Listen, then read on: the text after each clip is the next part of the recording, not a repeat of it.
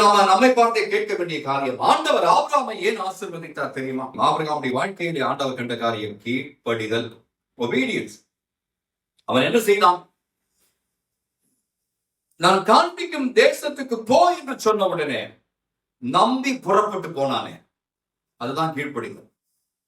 அல்லேலூயா. கீழ்ப்படியாமை என்ன என்று நான் உங்களுக்கு சொல்கிறேன். கர்த்தர் சமீபத்தில் எனக்கு கற்றுக் தந்த காரியம். What is disobedience?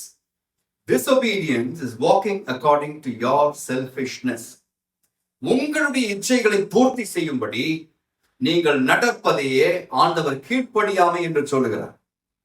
கீழ்ப்படிதல் என்று சொல்லும் பொழுது அதற்கு ஒரு கிரயம் உண்டு, அதற்கு கொஞ்சம் கஷ்டம் வரும், கொஞ்சம் நஷ்டத்தை சகிக்க வேண்டி இருக்கும். அதான் கீழ்ப்படிதல், அதான் ஒபீடியன்ஸ்.